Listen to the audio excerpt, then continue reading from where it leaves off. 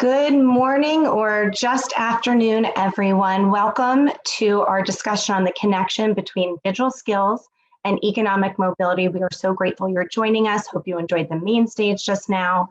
My name is Julia Reusch. I am the Director of Strategic Partnership and Community Impact at Comcast NBC Universal. I am truly thrilled to be in conversation with three of our amazing digital equity partners.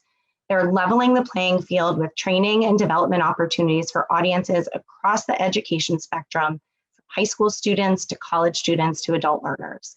Before I introduce our panel, I want to share a bit of Comcast NBC Universal's perspective on exactly how much digital equity, equal access to technology, and the capacity to use it matters. The pandemic laid bare what we have long known. Economic success is dependent on one's access and ability to participate in the digital economy. And unfortunately, far too many people, particularly those from underserved communities, lack access to and proficiency in technology. This digital inequity means that over 40 million people, disproportionately those who already face systemic challenges, are being blocked from opportunities for economic mobility.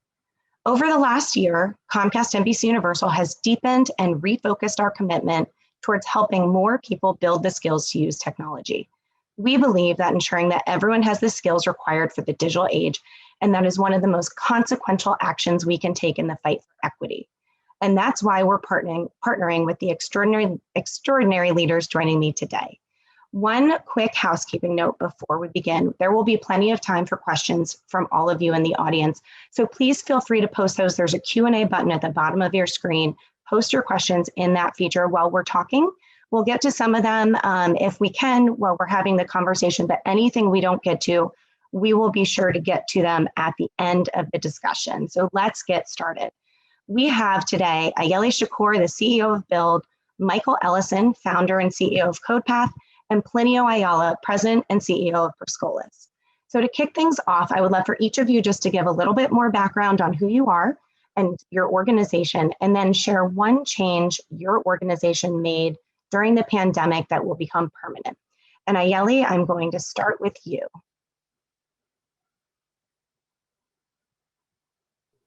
Okay, excellent. Thanks so much, Julia. It's such a pleasure to be here with these esteemed colleagues on the panel. So I'm Ayele Shakur, the CEO of Buildorg. We are an entrepreneurship program for high school students, and we work with young people in a number of different cities, primarily Boston, New York, DC, and the Bay Area.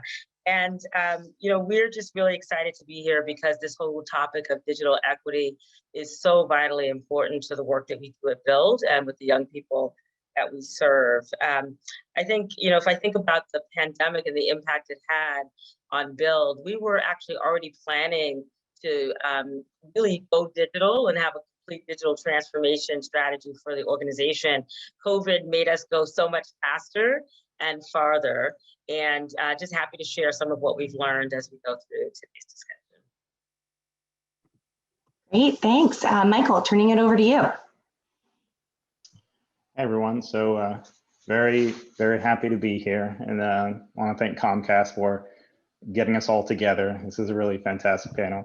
So I'm Michael Ellison, CEO and one of the co-founders of CoPath.org. And CoPath is an education nonprofit. We're focused on increasing diversity in tech by fundamentally transforming the default path in computer science all across the country. So what that means is right now in over 60 computer science departments across the country, wide range of different schools from 2-year to 4-year institutions, CoPath is changing curriculum. We're doing grading. We're creating a consistent and very supportive experience over multiple years for underrepresented minority students and students from low-income backgrounds. Where we'll also teach around 5,000 students this year. The pandemic, I think it was very much an accelerant for us. We've been doing online remote cohort-based courses for years and years, since 2014, something like that. So we had a lot of experience, but I think one of the biggest changes was us trying to make all of these online courses feel like small learning communities. In 2019, we had 50 professional engineer volunteers to support our students. In 2020, we had over 1,000. We chose to integrate the professional engineers into the classrooms So we have 1,400 students starting right now. This summer courses, they started a couple days ago. For every group of 4 to 5 students, there's a professional engineer that is sitting in their classroom in these breakout rooms in order to support them and provide a space that helps them feel a sense of belonging and connection to tech. So I'd say that's the biggest thing and one of the most dramatic impacts for us over the past year. Great, thank you. Some benefits of the pandemic, of course. And Plinio, I will turn it over to you. Hi, Julia. It's a pleasure to be with you today, and I am honored to be on this panel with Ayele and Michael. It's truly a privilege. I am fortunate to be leading a 26-year-old not-for-profit organization that is providing tuition-free IT training to primarily individuals of color, 18 years of age and older. 85% of our graduates get jobs in the industry, earning 4 times more than what they were earning prior to entering our training programs. We are now in 17 cities and will serve 3,000 people a year this year. And we aspire to get to 30 cities and to train 10,000 people a year by 2025. Real aggressive growth for sure, but the learnings we've experienced over the last 15 months has really led us to think differently about scale. The pandemic, as Ayele and Michael both mentioned, really forced us to move faster. Our delivery model had been traditionally all in-school based. And for the first time in 25 years, we were forced to conduct all of our classes online. And even though we'll eventually go back to in-classroom operations, in fact, our first class started last week, we know now that this organization will have a balance of both in-person and online learning going forward. It's given us the ability to enroll learners from more diverse backgrounds and geographies. In many ways, it has removed the transportation barrier that exists for many of our learners. There's no question that remote training will be part of who we are going forward. Great, thank you. So a common theme there. I'm going to take it a little bit broader to kick off. Just when we talk about digital skills, and Michael, I'm going to start with you here. When we talk about digital skills, what are some of the things that are higher priority for you, for CodePath, in really helping to advance those digital skills? So we're primarily focused on software engineering. And we think about that. It's not that every student needs to become a software engineer, but we want to equip as many people as possible with the most powerful tools to realize their full potential and to shape the world and to control their reality. If you think in the past year, we developed a COVID vaccine in months, and it normally takes 5 to 10 years to develop a vaccine. That was made possible because of software and systems and tools, and us having a critical mass of people that understand that. And so, especially the backdrop of the last year of, racial equity, racial justice, then I think that we have a responsibility to pave the pathways to power. And, there's been massive digitization for companies. Every company wants to hire as many software developers as possible. You hear in the news in the past year, all of these billionaires that have been created because they've been working in tech companies. And this skills difference is a gap that we can cross and that we can make accessible to a wide variety of the population if we just choose to meet them where they are and focus on what are these default pathways that we can change so that then it's accessible. It's software engineering, it's tools, but really I see this as pathways to power, pathways for the majority of our population to be able to then shape the world that they want to see. Absolutely, and I'm going to read this so I don't screw up the numbers, but a 2020 Deutsche Bank study said 76% of Black and 62% of Hispanic people could be shut out or underprepared for 86% of jobs in the US by 2045. I know that's a stat that's not surprising to any of you. That's why you all do what you do. Ayele, if you can talk a little bit about this virtual expansion, what it means for your students and also what it means for the teachers. Absolutely. So that stat you just gave is staggering. And the reality is that so much of the work that needs to be done when we think about digital equity needs to begin in our K-12 education system. And so With Build, we're working specifically with middle school and high school students. And when you're working with teenagers in particular, they're in their cell phones, they're like texting all day long, and people sort of have an assumption, oh, well, of course, this younger generation has the digital skills. But it's one thing to use technology, it's another thing to have the tools that will be needed for the future of work. And so having software engineers, people who know how to code, that's one aspect of it that is vitally important. But there are other digital skills, just the basics that we focus on in Build. So as I said, we're an entrepreneurship program. We're focused on helping young people become the CEO of their own lives. And as we started to digitize our program and bring it online, we wanted to also bring this idea of digital fluency and digital skills online as well. And so that means young people, helping them understand how to use Google Suite. How do you use those Google Docs? How do you use some of the tools like Jamboards or Padlets? How do you start to even use Zoom, where students needed all sorts of instruction on just how to use Zoom, how to be able to use the chat feature, which they love, of course, how do you set Zoom backgrounds. So there's so much we take for granted in terms of what students already know how to do that needs to be included as part of their education. Unfortunately, with Build, we're actually a class that's offered during the school day as an elective. So students are doing Build as part of their regular course schedule. The other thing I just want to note is our teachers equally lack the digital skills and fluency to be able to train this new generation of young people. And so one of the things that is a benefit that came out of the pandemic is it really forced our teachers to actually increase their digital skills so that they feel more comfortable with all of the digital tools, and then therefore can help to increase the skill set for our young people. It really ladders, starting with the work that you do at Build, and then the work with Codepath for sort of that next age group. And then Plinio, with you are really on the front lines of the next step. So getting graduates placed in those high-paying tech jobs.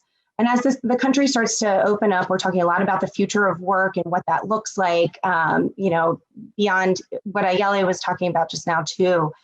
So in your view, what are some of the biggest challenges to upskilling our existing workforce, training the incoming workforce with the relevant digital skills, and how all of that can help them secure a living wage job?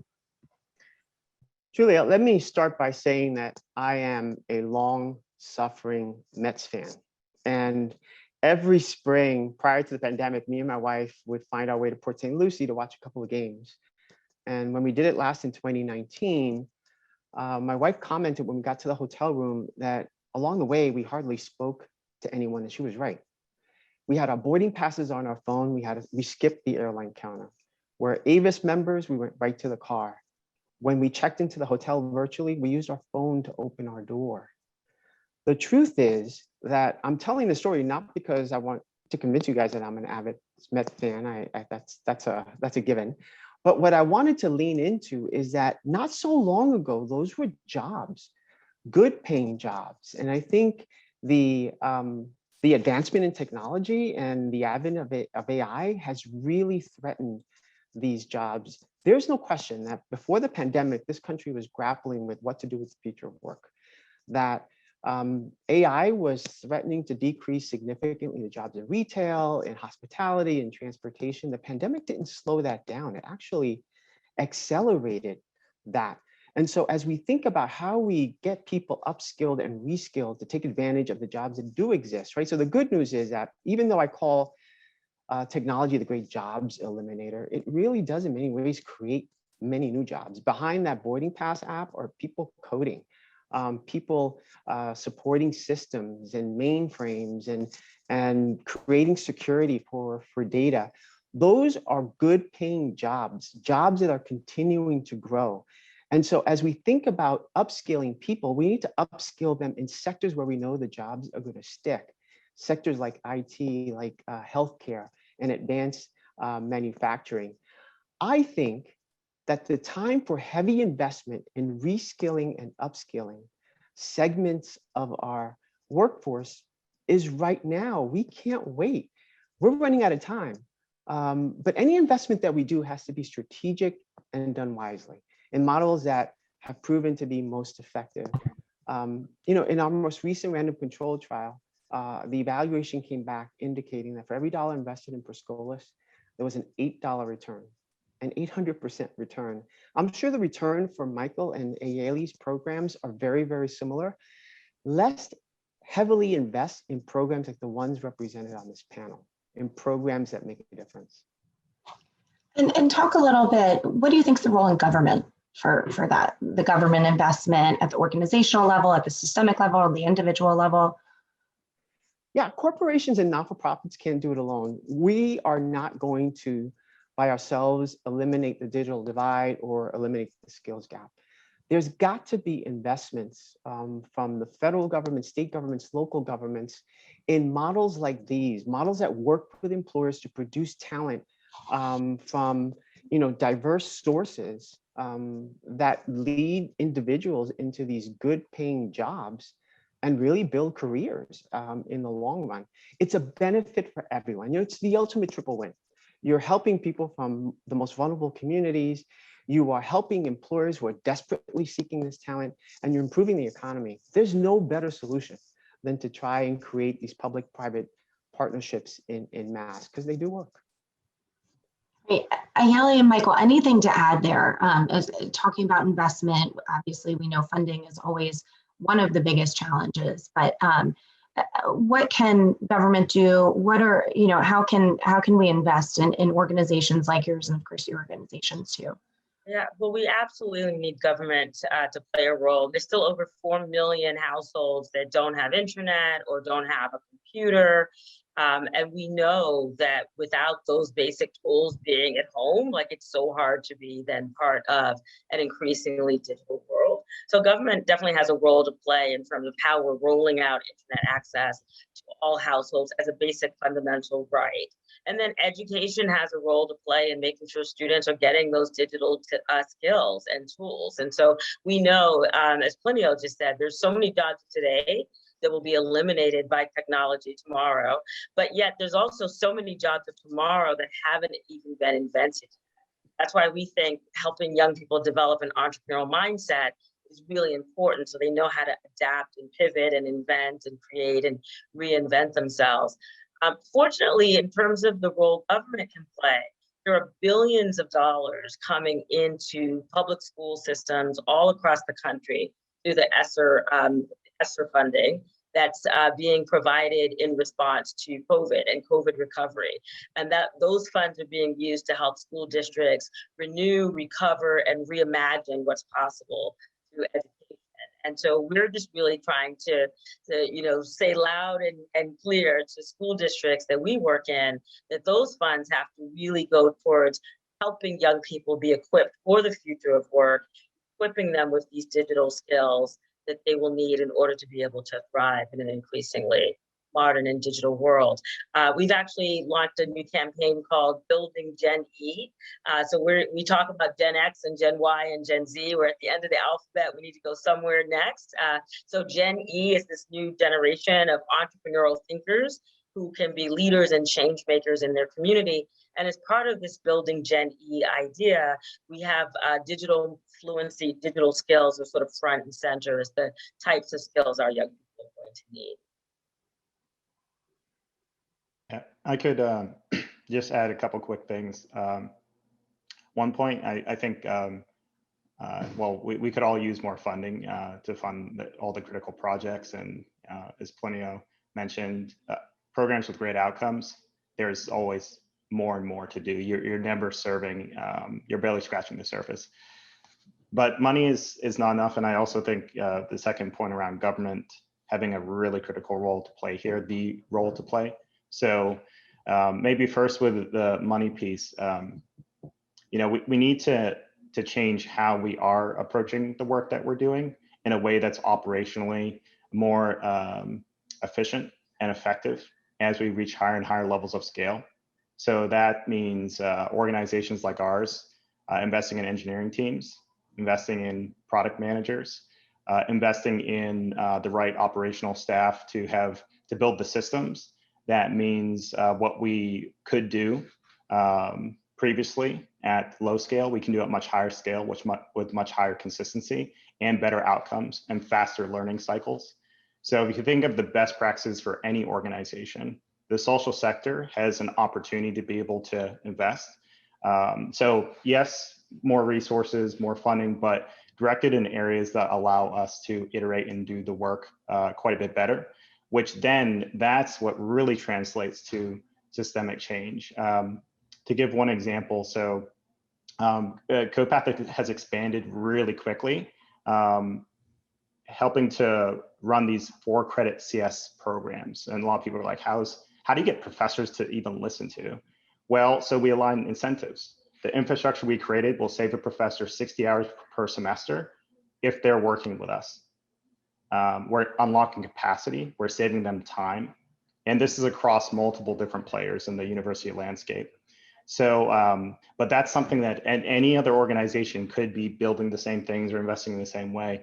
And many are starting to do so. You know, the pandemic has certainly accelerated that. So not just about money, also more about, you know, where we are investing those resources. And in terms of the government piece, you know, government spending trillions on education, and what's their ROI?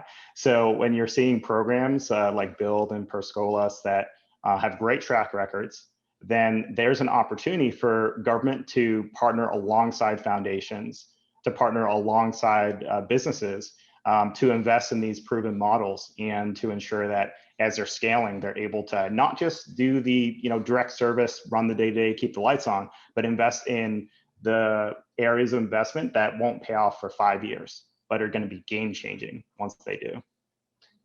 On that, we have a question. Oh, sorry, go ahead, Plinio. Just quickly to add to that, because I think it's important that we, as a country, begin to try and redefine post-secondary education, right? The way of doing post-secondary education historically is not enough anymore. Not everyone can go to college, but could participate in programs like ours and lead to a very successful career. And so perhaps it's not finding more money, it's redirecting current resources to programs like ours that can quickly get people into good paying careers. And to the point about infrastructure investment, Michael, I think you are spot on. I think that is often areas that are not invested in when you're trying to keep the lights on and make payroll, but incredibly critical to allow good programs to scale efficiently and scale quickly. Great, thanks. And there's a question in the chat that's a really nice follow-up to this is, you know, what are the future jobs? What are the jobs that people in technology that you all are training for? You know, what you were, the jobs we don't know about yet, the ones that are coming, what are those? And this is really to anybody. Yeah, well, tech is constantly changing, you know, every couple months. Take some popular technology like building an iPhone app, you know, building iOS development. You know, it's constantly changing, and the skills need to be constantly changing as well in order to keep up. So I think it's probably best not to think about the jobs being within like a particular role. It's more of what's the underlying skill set and competencies you need to thrive as you know this world is going to change. You look at healthcare, and a couple years ago, the entry-level roles were not expected to be anywhere near as digital. As they add more and more systems to have better control of their data, to better leverage and improve the experience, the patient experience, then you have every single person in that organization now needs to become more and more digitally literate. So I think there needs to be a comfort level with learning new technologies, new systems, new tools, which is underlying everything else. Now, if you were to say, hey, what's highest value? Well, look at where the hardest to fill, highest paying salaries are inside of these major technology companies, where they would say, we can hire unlimited numbers of these software engineering architects, or take specializations like AI. You know, how many times a day do you hear about a security breach and some government organization being held for ransom because they were hacked? we're not winning against the hackers; they're winning. and so we need as many cybersecurity professionals as possible. So I would say if you are there are areas from cybersecurity to software engineering infrastructure to artificial intelligence, but don't get caught up in the buzzwords. Focus more on underlying. We need people to have a comfort with lifelong learning. And we also need to certainly have the support systems in order to enable that at lower friction, at much lower cost. And then over the long term, you're going to see those jobs continue to be the highest paying. 50% of our nation's highest paying jobs require computing skills right now. So this isn't the future, this is right now. So that's why I mentioned there. Absolutely. I can just chime in there. With our program, we say entrepreneurship is the hook, but college and career success are the goals. And so, we're very much focused on these jobs of tomorrow. And what we do is we work with our corporate partners. We're actually building out a digital badging and professional upskilling program that will be part of Build, particularly for students as they go from junior and senior year into their post-secondary plans, whether that be college or into some sort of a training program. The skills that we've been really hearing are the sort of skills of tomorrow, definitely cybersecurity. We hear that one a lot, data analytics as well. And then, I always push to say, not every student is going to be a coder, not every student will be a software engineer. Like, tell me the other jobs that we can be helping young people prepare for. So digital marketing, that's definitely every company is going to still need to be able to reach their target market. And so HubSpot's helping us build out digital marketing badges in Build. Also sales, how every company is going to have to figure out how they're still selling their products, getting it into the hands of more customers. So really making sure our students can get Salesforce certification and understand sales, and pulling in whatever digital skills might be needed, like Salesforce as part of a sales type of a career. And then with our program, we're always going to have young people that want to go into health careers and other areas. I think some of those jobs in some ways are future-proof, but no matter what the job is, they are going to have to be adaptable, learn how to adapt and be nimble and be lifelong learners, because all jobs as they currently exist are going to evolve as we get into the future. I wrote down what you said, Michael, gain comfort with lifelong learning, which I think is so important and something that we all need to do, but absolutely in the technology world. I am going to turn to measurement. So how, as you're working through your programs, how does measurement define success? What outcomes are you looking for? And I know CoPath in particular has been gathering a lot of really interesting data as you're running your programs about tech students of color. So can you just share a little bit with us, Michael, about the research that you're doing and what it's showing you? Mm-hmm. Yeah, so across the 60 institutions that we're working with, it's the same course graded by CodePath, offered on the campus. So that means that whether it's a course at Purdue University or Alabama A&M or Cal State Monterey Bay, then we have a single way to measure and compare the students across all of these different schools. We'll be able to go to College Southern Nevada, which is a community college in Nevada, and we'll be able to see those students that are outperforming students from much more top-ranked computer science programs, and we'll be able to identify potential and then understand how we can best serve them.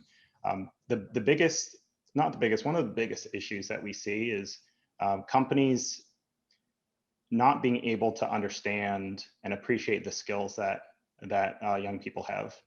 They can do self-paced learning, they can get different types of credentials, but at the end of the day, they're still invisible to a lot of employers. How do they get in the door when they don't have the network and they don't have the pedigree? Because employers use a resume to filter, and they're filtering based on where you went to school, and they're filtering based on your last job. What if you don't have a last job? What if you've never gone to a school that they would pay attention to? So we leverage all of the insights across multiple years from these courses.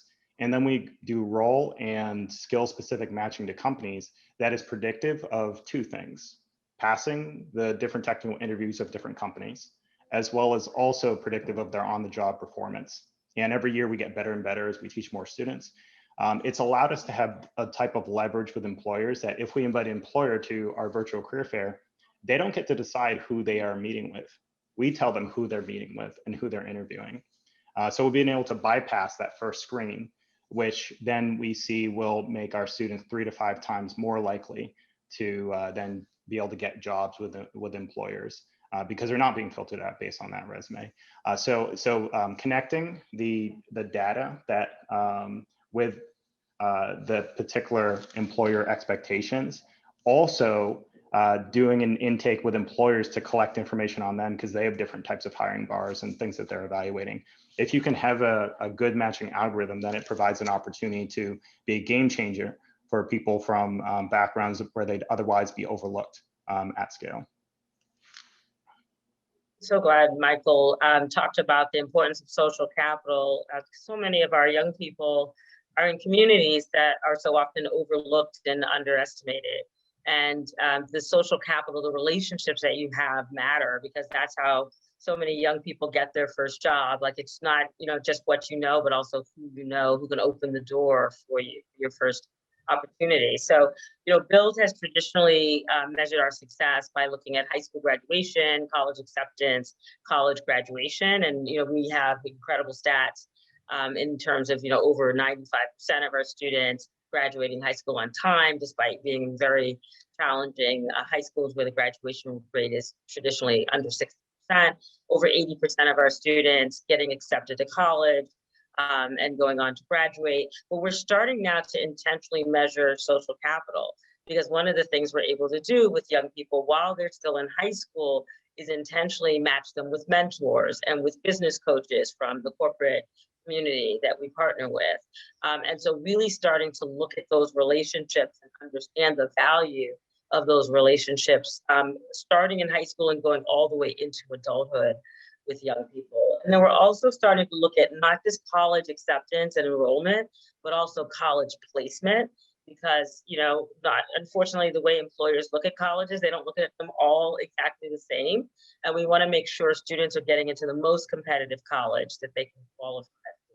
So being more intentional about the college placement, internship opportunities, and ultimately job connections by helping our alumni to match up with those partners that we work with, as well as board members, to have opportunities for that first job. If I could add, I think one of the startling statistics that was incredibly crippling for me for a while during the pandemic was the realization that the modest economic gains that communities of color made in the 10 years prior to the pandemic being wiped out pretty much in the first 3 months of the pandemic was alarming, unacceptable. And so as an organization, we have a number of KPIs sort of measuring graduation rates, certification rates, placement rates. But we decided that we were going to be incredibly intentional about not celebrating the first job, but celebrating the third job. Staying with our students, our learners for up to 2 years, providing intentional upskilling opportunities so that we can continue to move them down that career pathway. Because we know at that second and third job, increases in wages are significant. And so what we're trying to do is sort of build this armor around our students so that they can better weather the next storm, because it's going to happen. But when you're earning $80, $90, $100,000 a year, you're more likely to be able to absorb that blow than when you're making $40,000 a year. And so for us, we've added a number of new KPIs as a result of the pandemic that we will hold true in measuring our success going forward. I love that. Celebrate the third job. So Plinio, I'm going to stay with you. What can companies do to help prepare these workers? I mean, Ayele, you mentioned mentorship, internships. What else? What is the role of companies, and what else can we do? Ayele and Michael referred to this earlier, and I think it's an incredible role that employers can play in helping organizations like ours shape our programming, right? So since the inception of this organization, every program we design, every curricula we develop is really informed by employers, right? There's no question, Michael is spot on. The technologies of today will be gone in 6 years, six months to a year, right? And so knowing what's next, how to continue to refresh our curriculums that we're training people in the relevant skills that allow them to maintain their jobs and continue to grow in their careers is super vital to the success of Scholas. But I'd also challenge employers to think about this talent differently, right? So if this talent is just as good as any other talent that they procure in whichever strategy they use, whether it's college recruitment, whether it's using a placement firm, there's a cost inherent in their identification of that talent. Wouldn't it be great if these corporations were able to set up these pay it forward pools of money that allows organizations like ours to be compensated for the cost of training to produce that amazing pipeline of talent that they're consuming? I think they could play a role in that. And it has to come from the business side. I don't think it's a CSR play. I don't know if that's sustainable. I think it needs to be from the business department of these corporations valuing that talent and willing to assign an amount of money that's provided to these organizations so they can continue to build that talent going forward. The importance of companies to work within themselves. You know, I only am responsible for this small sliver of anything, and how can I work across the business to make sure that, you know, things like that are happening? It's so important. Ayele and Michael, I want to give you a chance to talk about the role of business as well. Yeah, I think, you know, with us, we're trying to bring business into the classroom because, again, so much of this starts in K-12. And if we don't get that area right, then we're playing catch up and trying to remediate and just trying to fix problems that were started with our education system itself. So we're really pushing this notion of who is the teacher.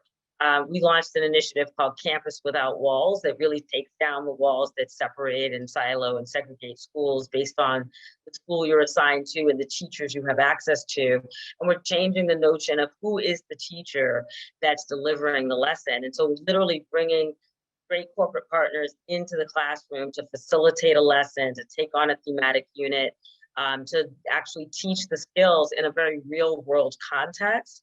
And what's really interesting about technology now that we've learned through Zoom, before we'd be asking these corporate volunteers to come into the classroom physically, so they had to travel to the school, figure out, you know, the transportation time and so forth. Now they can literally Zoom in to a live classroom to deliver a lesson, working in partnership with the actual classroom teacher, so that students are getting more of that real world connection. And then the other piece is getting students out of the classroom into those corporate environments. So I talked already about the importance of the mentoring and the internships, having students be on those work sites, in those corporate environments, meeting and talking with coders and engineers and all of the different wonderful career paths that we want them to know about. So many of our students have a very limited view of what even career opportunities are available to them. So really trying to widen their view of what's available and what's possible often starts by having them meet someone who's in that work field, who's in that field of work. Yeah, so I'd like to chime in and Plinio, I really agree with what you were mentioning about companies focusing on the longer term. I think that employers really need to embrace, and we'll see the highest ROI. You kind of mentioned a little bit about there being more of a moral imperative. I think it's a business imperative for them to invest longer term in these programs.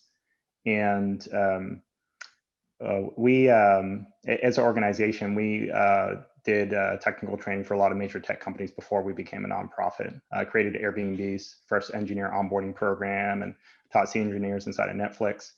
And what we would see over and over, Netflix would hire us to teach a bunch of their engineers to upskill to another technology. And then we say, hey, Netflix, we want to invite these other people that are not in Netflix. They're going to take the classes. If you like anyone, you can hire them. And the people would always over-index women and underrepresented minorities. They'd be people that didn't have the backgrounds that Netflix would normally seek out.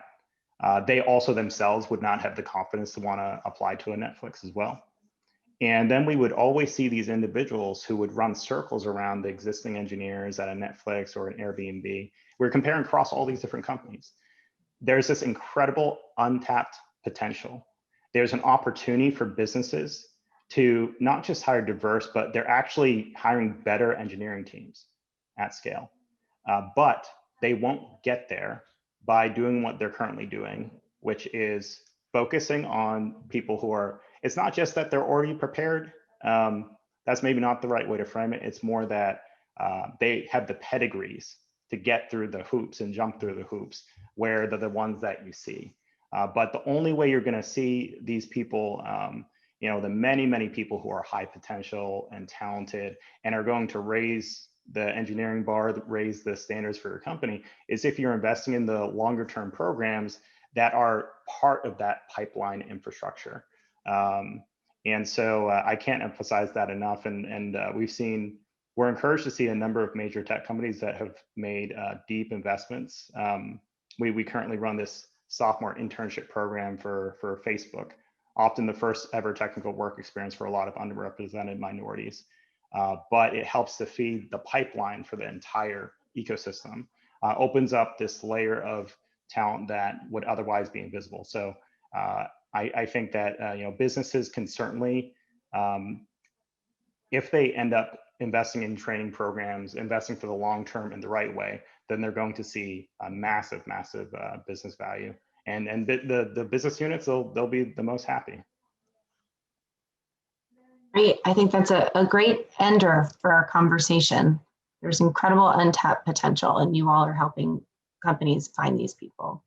We have a few questions that have come in the chat, and before I get to them, just want to mention, one of them came in. We know when you send in questions, you can't see them. I'm sorry, there could be some technology improvements, but we are seeing them, we are getting them. So I just want to let you know, we'll ask a few of them, but feel free to put some others in there. If we can't answer all of them live, I will answer what I can or make sure we can route them if needed to get everything answered. But I want to start with one. I love this question.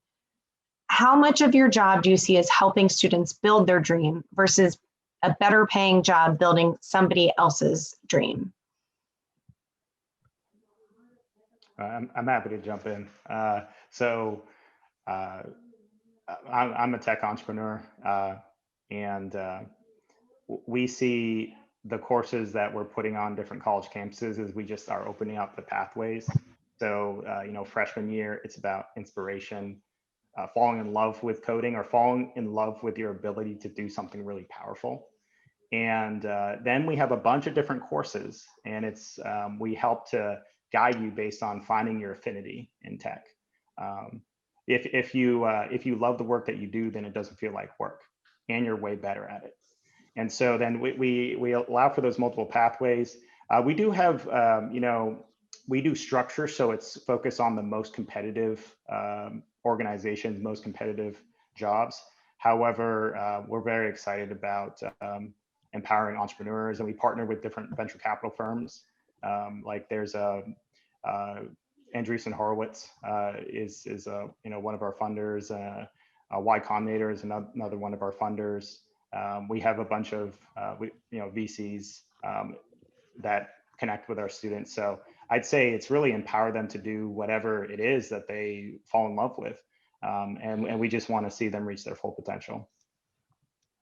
Really, I don't think it's either or. I think it's both, right? I think it's building the capacity of our learners to fulfill their dreams so that they can help build the dreams for their children or make those dreams happen, right? Or family members or extended family, whatever it is, right? It's sort of this long play here so that you can get someone in a position to be able to help the next generation and so on and so forth. You can really transform communities relatively quickly. So I'd say, in my opinion, it's both. I think it's both as well. So our company name is Build, and we are helping young people build their dreams, their passions, and really follow their their own path. So that for some students, it might mean going on to start their own business. For many, it's going on to college or going into the workforce. But even if they have an entrepreneurial dream, it's always going to be helpful for them to have some work experience under their belt. They can see how other companies run. They can start to build their network. They can continue to build the network they've started to build while in high school. So we see it as like part of the path. And that they're able to bring those entrepreneurial skills into any company where they are working in the early parts of their career as they start to build off on what is the final passion or dream they have if they decide to go off and be an entrepreneur in their adult lives. So I see it as definitely both. I like that question. Just knowing what I know about your organizations, I feel like you're all building dreams. So that's what I liked is talking about that. A quick question. We're running out of time and there's two more I want to ask if we can. So Ayele, I'm going to ask this one of you. One of the questions that came in the chat is, how do you help people become lifelong learners? What are, some of the ways to do that? Yeah, that's a great question. So for us, it's really about having students tap into their natural curiosity and their interests and helping them to be in the driver's seat with that sense of self-agency, so that they actually, if you're going to be a CEO of your own company, which our students are at 14 and 15 years old, you have to do the research. You have to, figure out the target market, go out and interview customers. So it's really making students proactive learners through the entire process of starting and launching and running their own business and, figuring out how to adapt their product and then ultimately how to market themselves as they think about their post-secondary plans. And then also, as we think about making them lifelong learners, this really ties to our digital strategy. We wanted to make sure that students are just continually learning and growing. And so as we put together that digital badging and professional upskilling program, it will follow students into adulthood, where there'll be different milestones that we can track while they're in high school, while they're going into college, as they land in that first career or job after high school, all the way to ownership, where they own their own business, they own a home, so that there's different things that they're learning and they're growing and stretching all the way into becoming young adults. Great. So the last question I'd love for each of you to answer this, just about a minute, is how can our audience engage with you more deeply? What are you looking for from new partners? And Plinio, I'm going to start with you, and then we'll go Michael and then Ayele. Yeah, I think it's embracing the belief that talent is indeed ubiquitous, right? And opportunity is not. I mean, I think we see that every single day in the communities that we serve. I think as we look for additional resources and partners, we need individuals, we need companies that recognize that, in fact, as Michael indicated, talent exists in our communities. Corporations, individuals might not know to go to South Bronx and find that talent, but we do. And respect the fact that we have the ability to find those individuals, be able to train those individuals, and you give them the opportunity, they're going to shine. And I think historically, tens of thousands of people have gone through our program, have been able to show that. And I'm sure that's the case for Michael's program and Ayele's program as well. It's give people that opportunity, and people rise to the challenge.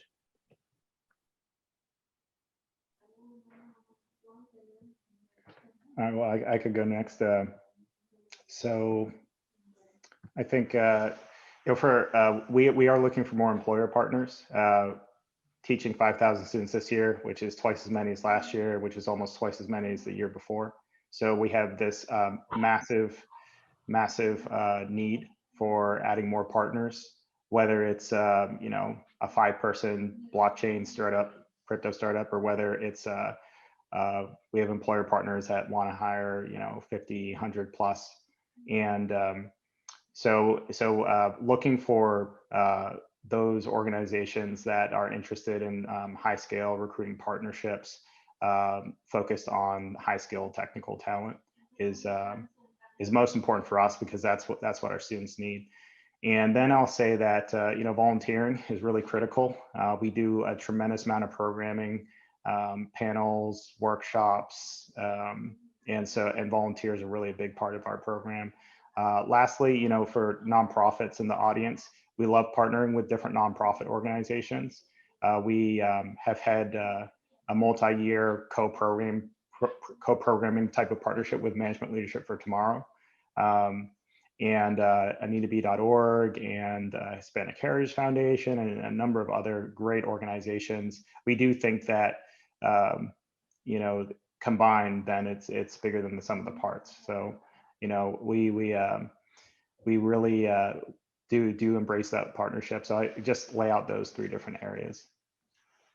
Awesome, and I'll build on what Michael said. We use a lot of skills-based volunteers, hundreds in each city where we operate. So we always need volunteers who can come into the classroom in our partner schools to actually teach a lesson for young people or a series of lessons, and all of the things you do in your day job. So things on finance, things on marketing, customer service, like all of the skills that businesses use during their daily operations are the skills that we're helping to impart in our young people. We also are geographically expanding across the country to new cities. So we do have some companies who have come to us and said, hey, I want to bring Build to Memphis, or I want to bring Build to Pittsburgh. And so for as little as 100,000, you can actually help us launch Build in a new community that doesn't have our entrepreneurial programs. So we're definitely always looking for partners who want to do that. And then I love how Michael said, you know, we want nonprofit partners as well, because the work we do in Build is we're starting to expand our work with our alumni to really support them into young adulthood. We're looking for partners like Codepath and for Scholas who can work with our students in the 18 to 25-year-old age range. We've already started work with Year Up and Bottom Line and some of those types of organizations, and we're looking for more partners as well to help build our students' career readiness skills. Wonderful. Well, thank you all so very much. I'm so appreciative of you. I'm proud to partner with each of your organizations and feel lucky every day. Ayele Shakur from Build, Plinio Ayala from Scholas, and Michael Ellison from CoPath. Thank you so much. Hope you all have a wonderful day. Thank you for having us. Thanks, Take care, everyone. Bye.